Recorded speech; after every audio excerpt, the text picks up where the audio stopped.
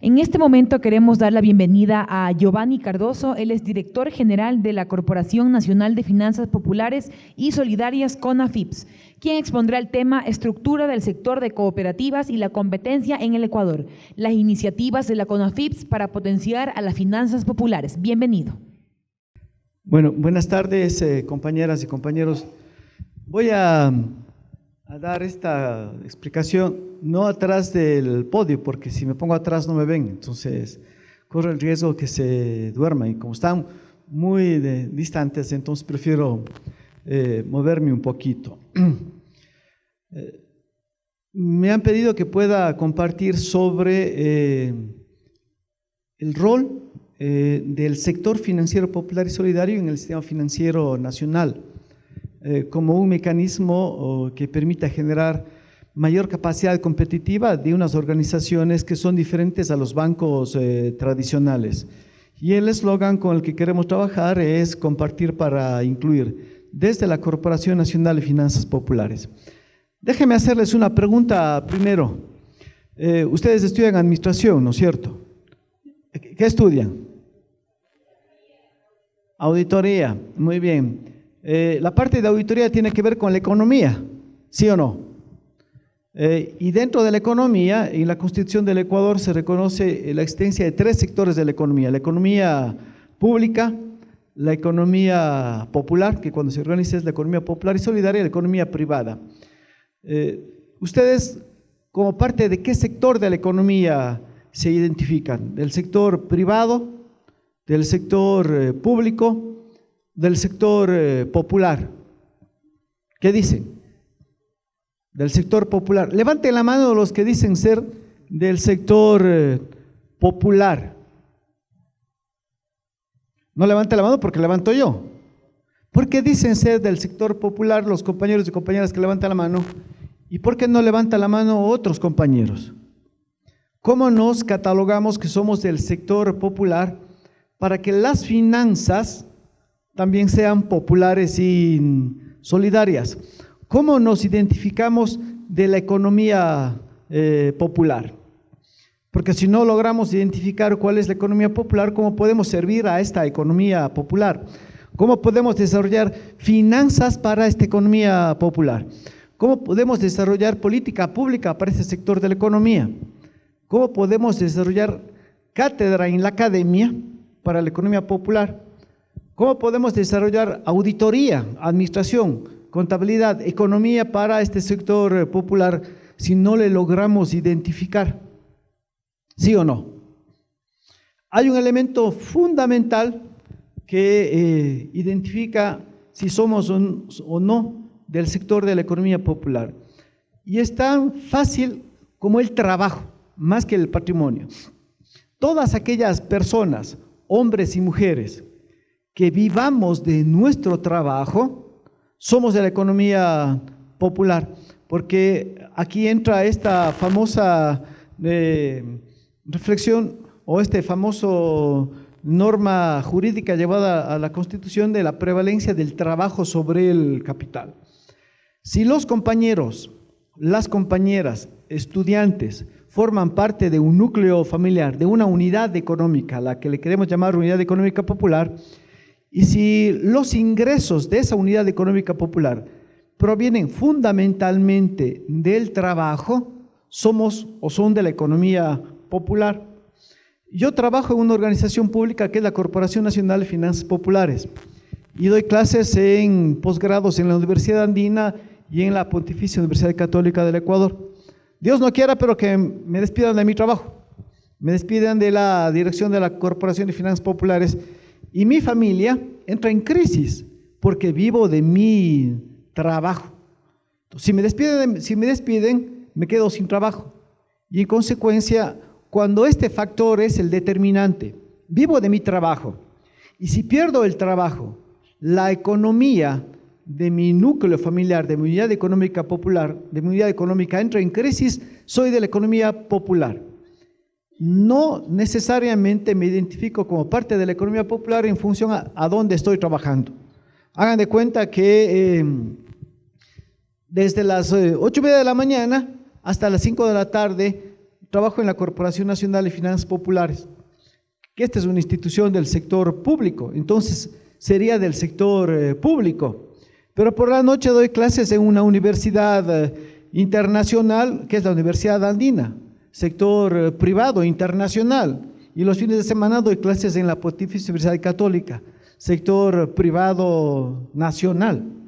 No importa en dónde yo entregue mi fuerza de trabajo, mi capacidad transformadora.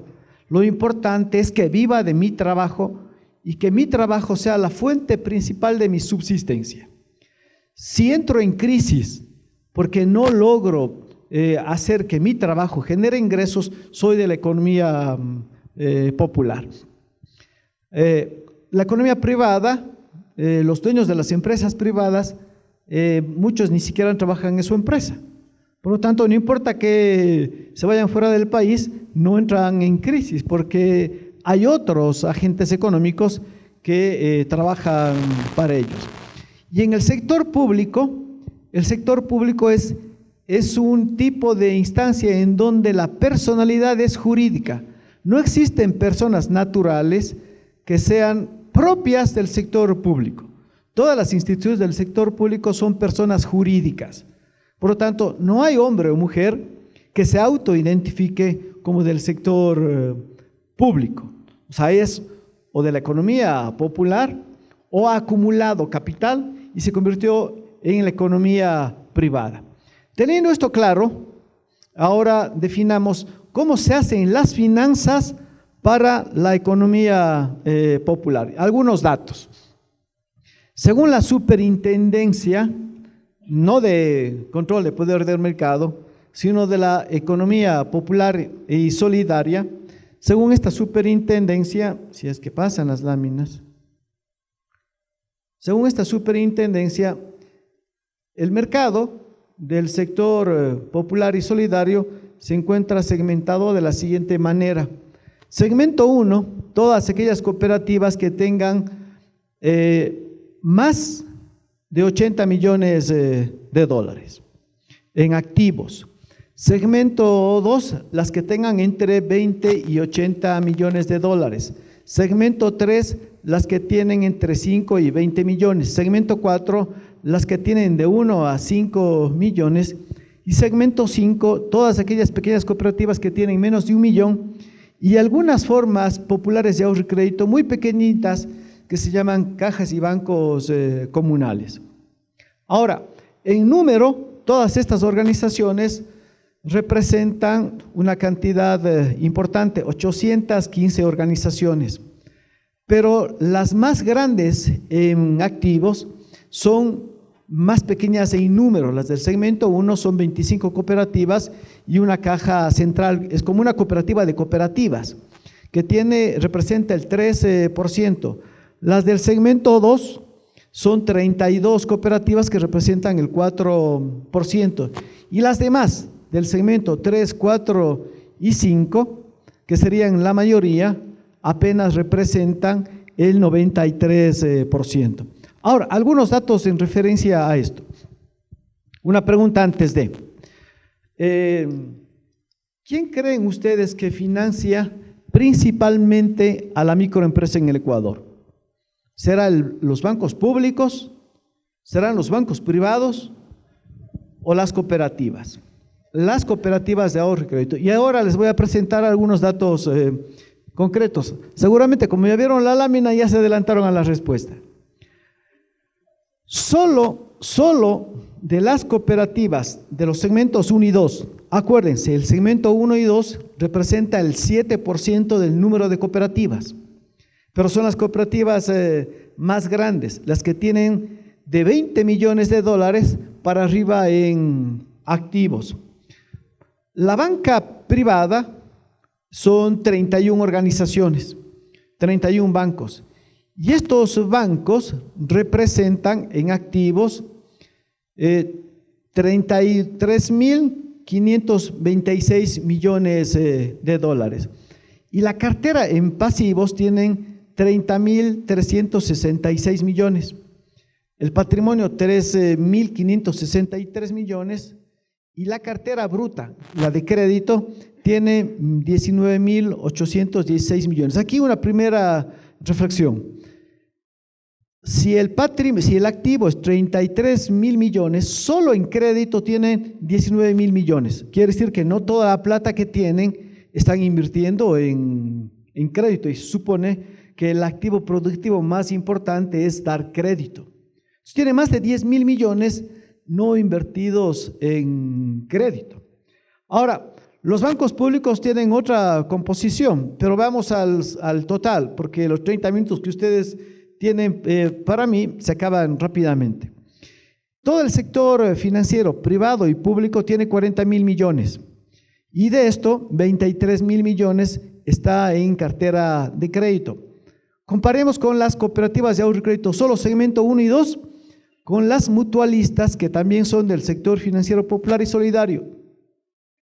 En activos, el sector financiero popular y solidario tiene 7.662, en pasivos 6.495, en patrimonio 1.140 y en cartera 5.777 millones. Hagamos una lógica de relación, de equivalencias.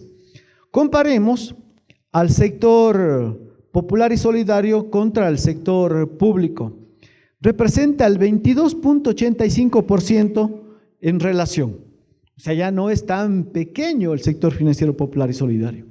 Y eso solo están los datos de del 7% de cooperativas, claro, de las cooperativas más grandes. No están los datos de las cooperativas medianas y pequeñas, y tampoco están los datos de las organizaciones no gubernamentales especializadas en crédito. Yo apostaría que si sumamos este valor, de las que no están, seguramente equivalen a más del 30% del total de activos del sistema financiero nacional. También están excluidos bancos atípicos como el Banco del BIES y la Corporación Nacional de Finanzas Populares, en la institución en la que yo trabajo, que da crédito a las cooperativas. Entonces no se puede poner la cantidad de crédito que la corporación da a las cooperativas, porque se duplicaría el valor. El pasivo, comparemos el total de activos del sector popular y solidario con el sector público. El total de activos del sector popular y solidario, quitándole al BIES, es más grande que los bancos públicos. O sea, solo las cooperativas de los segmentos 1 y 2 son más grandes que los bancos públicos en el Ecuador. Por lo tanto, las cooperativas de ahorro y crédito del segmento 1 y 2 tienen un peso mayor que la propia banca pública en activos. El pasivo, el sector popular y solidario contra la banca privada representa el 21%, contra los bancos públicos del 139%. El patrimonio, el 32% en relación a los bancos privados y casi el 50% en relación a los bancos públicos. Pero miren la cartera bruta, el 29% y contra los bancos públicos el 154%. Pero lo más importante está en la última columna y en las últimas filas. ¿Quién financia a la microempresa? Comparando el sector popular y solidario con los bancos privados, las cooperativas de los segmentos 1 y 2 equivalen en financiamiento a cerca del 140%, 138% de crédito que dan solo las cooperativas de los segmentos 1 y 2 para financiar la microempresa. Esto en relación con los bancos privados. Y comparados con los bancos públicos, 236%. O sea, el crédito de las cooperativas de ahorro y crédito, de los segmentos 1 y 2, que son las más grandes, sí, pero que solo representan el 7% del total de las cooperativas, comparados con los bancos públicos, representan más del 235%, casi 237%.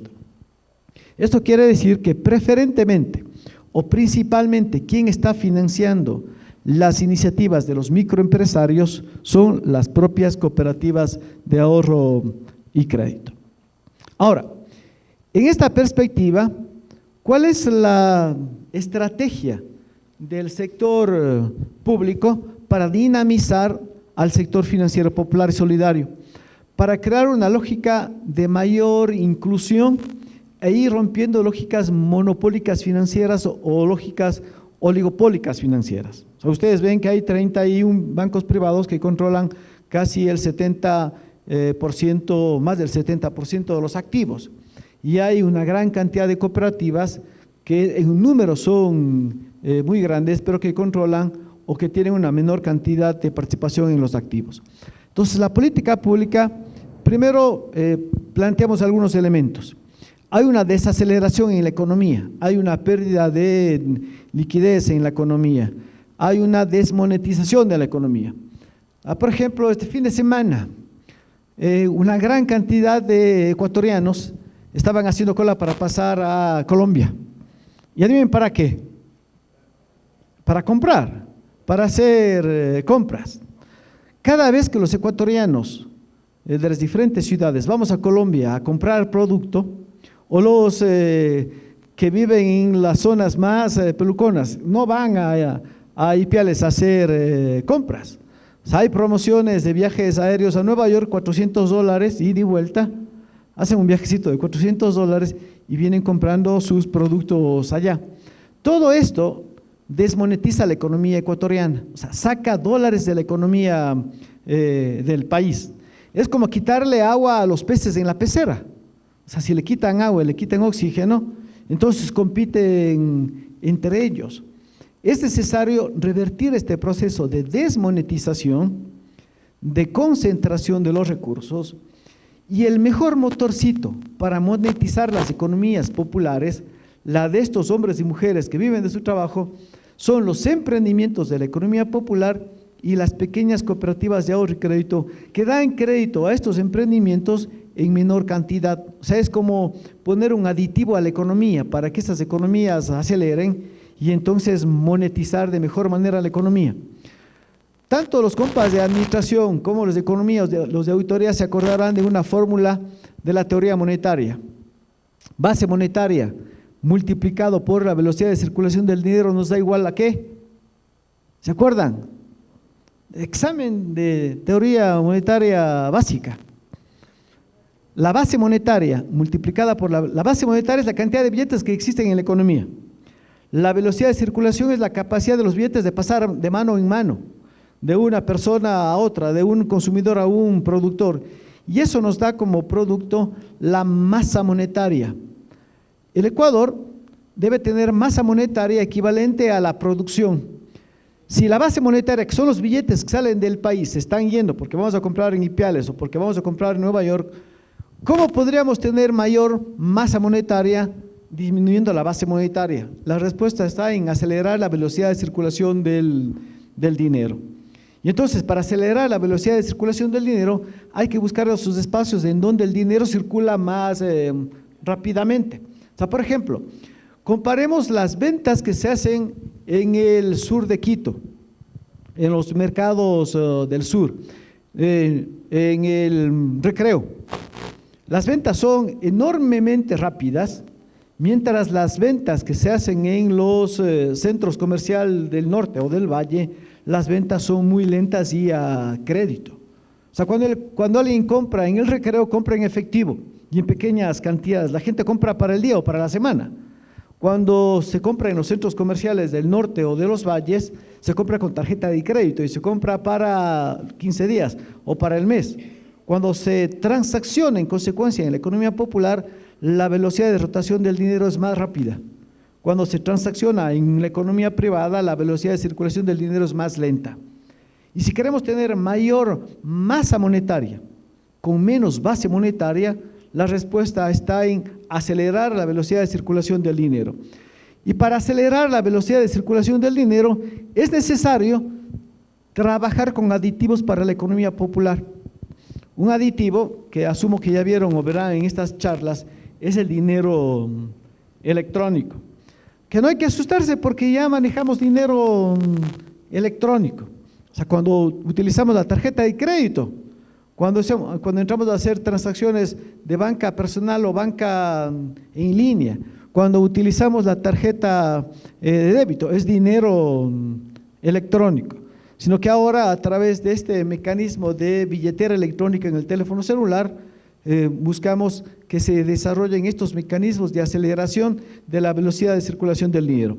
Y la Corporación Nacional de Finanzas Populares va a financiar a las cooperativas de ahorro y crédito para que las cooperativas de ahorro y crédito ingresen al sistema de dinero electrónico y parte de los créditos en pequeñas cantidades puedan entregarse en dinero electrónico y acelerar la velocidad de circulación del dinero.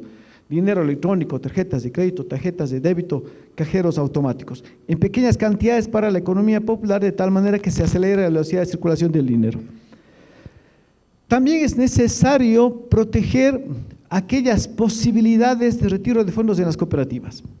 Y entonces es necesario trabajar sobre los depósitos de las cooperativas para que si en algún momento se requieren recursos porque hay un retiro inusual de los fondos, existan mecanismos de liquidez contingente. En la corporación vamos a trabajar sobre una línea de sobregiro en libretas de ahorro de las cooperativas de ahorro y crédito en la Corporación Nacional de Finanzas Populares. Algo parecido al sobregiro que existe en cuenta corriente, en chequeras. Cuando las personas naturales tienen una cuenta corriente, el banco automáticamente les da un sobregiro. Esto no existe para cuentas de ahorro, y menos para cooperativas. Si las cooperativas son las que aceleran la velocidad de circulación del dinero, es necesario que en un momento determinado también puedan tener líneas de liquidez contingente a través de sobregiros, ya no en cuenta corriente, sino en cuentas de ahorro, tanto en depósitos a la vista como en depósitos a plazo. Es necesario trabajar sobre las captaciones del sector financiero popular y solidario. Curiosamente, las cooperativas no son muy cumplidas con el nombre de cooperar. O sea, una cooperativa no deposita su liquidez en otra cooperativa. Prefieren tener en bancos privados, amarillos o azules. Entonces, la mayor cantidad de su plata está en la banca privada y no está entre las propias cooperativas. Si ustedes estudiaron en algún momento el cooperativismo, el sexto principio del cooperativismo de la ASI a nivel internacional es la cooperación entre cooperativas. Y entonces tienen liquidez que no se deposita en la cooperativa vecina, entonces depositan en los bancos privados. Aunque se llamen cooperativas, muchas de estas cooperativas no cooperan entre ellas, compiten entre ellas. Y entonces los recursos líquidos, ¿se acuerdan la cantidad de millones de dólares que tenían en el pasivo? No están depositados dentro de las cooperativas, están depositados en bancos privados, y los bancos privados tienen depósitos internacionales. ¿Cómo generar nuevamente movilización de estos recursos en las propias cooperativas? Lamentablemente la cooperativa A no confía en la cooperativa B, creen más en la relación impersonal con los bancos privados. Depositan, van donde un banco privado y le entregan la plata a la cajera, y a la cajera no le conocen, pero donde la cooperativa que está al lado y la que sí le conocen al gerente, al administrador, no depositan el dinero. Hay mayor desconfianza entre las propias cooperativas y extrañamente mayor confianza en los bancos privados. Históricamente, quienes han quebrado más veces han sido los bancos privados que las cooperativas. Entonces hay una lógica medio de irracionalidad financiera. Confiamos en quienes han quebrado y desconfiamos en quienes han quebrado o han cerrado menos. ¿Cómo creen que se podría ir ganando confianza? Y allá hay un mecanismo en la Corporación Nacional de Finanzas Populares que le llamamos Fondo de Garantía Transaccional. Por ejemplo, hoy las cooperativas que están en Manabí necesitan liquidez. Hay cooperativas que no están en la zona de afectación del terremoto.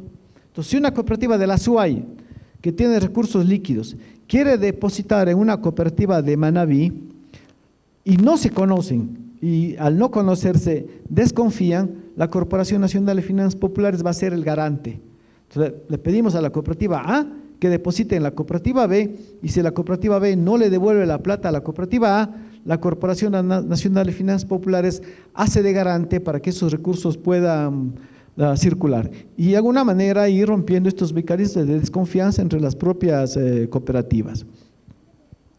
Líneas de crédito para que las cooperativas puedan redireccionar su colocación a la reactivación productiva.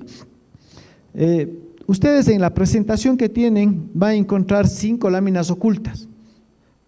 La presentación ustedes puedan solicitarla a la Superintendencia de Control de Poder de Mercado o pedir a la Corporación Nacional de Finanzas Populares y habilitar las láminas de la 11 a la 15. En las láminas de la 11 a la 15 están las líneas de intervención de la corporación con las cooperativas para participar en la reactivación productiva en las provincias afectadas por el terremoto. Y ahí es necesario entonces generar condiciones de financiamiento que permitan redinamizar la producción. ¿Qué es esta famosa Corporación Nacional de Finanzas Populares?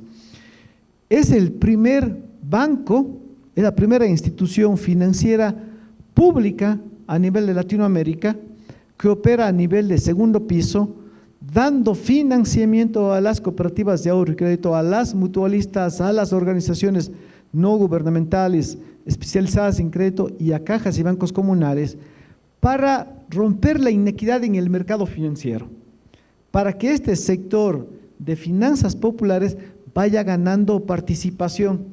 Esta organización trabaja desde el año 2008 y si alguien quiere estudiar la composición histórica de la relación de las cooperativas frente a los bancos privados, en el 2007 la relación no superaba el 11%.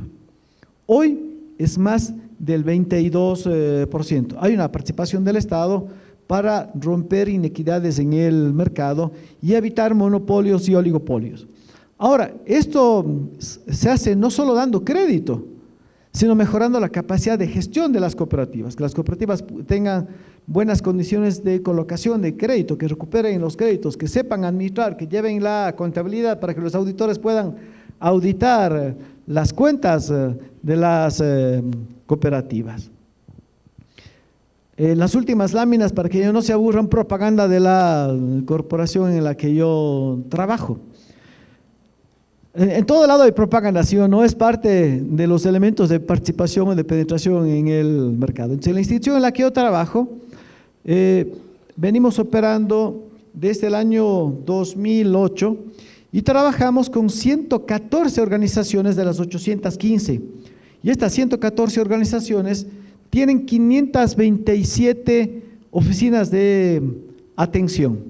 Y además de eso, aparte de estas 114, estamos fortaleciendo, dando capacitación, asistencia técnica a 152 organizaciones para que puedan desarrollar sus servicios y productos financieros de manera más adecuada.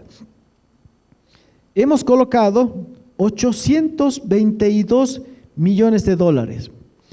¿Cuál creen ustedes que es el nivel de morosidad de las cooperativas que reciben crédito de la CONAFIPS, de la Corporación Nacional de Finanzas Populares? Cuando hay una cierta percepción equivocada, entre paréntesis, de que la economía popular, que muchas veces es considerada como economía de pobres, es de alto riesgo y que entonces la morosidad es alta. Y si las cooperativas de ahorro y crédito dan crédito preferentemente a la microempresa, tendrían dificultades de pagarle a la corporación. ¿Cuál creen ustedes que es la morosidad histórica de estas cooperativas a la Corporación Nacional de Finanzas Populares? Jueguen con un número, díganme. ¿Qué dicen? Sí, la morosidad, el porcentaje de morosidad de las cooperativas con la CONAFIPS, con la Corporación de Finanzas Populares. ¿30%? ¿4%? ¿8%? ¿Quién da menos? Aquí la idea no es quién da más. La morosidad histórica desde el año 2008 de la cartera vencida no ha superado el 1.5%. 98.5% de estos 822 millones se han recuperado puntualmente. No existe una institución a nivel de Latinoamérica que tenga este comportamiento. Muy bien. Ahora, en estos 5 minutos, para que ustedes puedan preguntar, señalamos un poco los resultados, los efectos en dónde está este crédito a través de las cooperativas. El 40% está en la pequeña producción agropecuaria y en el comercio Aunque la cuenta se llama comercio al por mayor y al por menor, el promedio no es superior a $1.200. Entonces, es imposible que con $1.200 se haga comercio al por mayor, es comercio al por mayor, al por menor. Estamos hablando más del 67% de estos 820 millones que están en estos pequeños emprendedores y que monetizan la economía, que aceleran estas economías populares. El 80.4% está en parroquias en donde la pobreza supera el 65%. O sea, justo donde hay más pobreza están estos recursos. Y allí es en donde el nivel de cumplimiento es equivalente al 98.5%. Aquí hay una información específica con la que se demuestra que los pobres son excelentes pagadores. En el sector rural el 53%, en el sector urbano 46%. Hombres y mujeres, y esto los varones tenemos que reconocer, las mujeres son mejores pagadoras. De verdad, las mujeres en número de operaciones recibieron el 75.2%, aunque en monto recibieron el 58.1%. Aquí todavía hay una inequidad. En número de operaciones de crédito las mujeres reciben más, pero en monto reciben menos. Quiere decir que todavía las actividades económicas de mayor volumen de activos están en manos de los hombres, las actividades económicas de menor volumen de activos están en las mujeres. Pero extrañamente, los hombres, que son los que tienen mayor recurso, pagan menos o pagan más incumplidos. Las mujeres que tienen menos recursos pero mayor crédito pagan de manera más cumplida. Y además se hacen cargo de la subsistencia de la economía familiar. O sea, algo misterioso hacen. Logran hacer que la economía familiar subsista y además de eso pagan bien. Y por eso esta relación de la cartera de crédito. Por rangos de colocación, por rangos etarios, entre el 30 y 45 años de edad recibieron el 43.7%.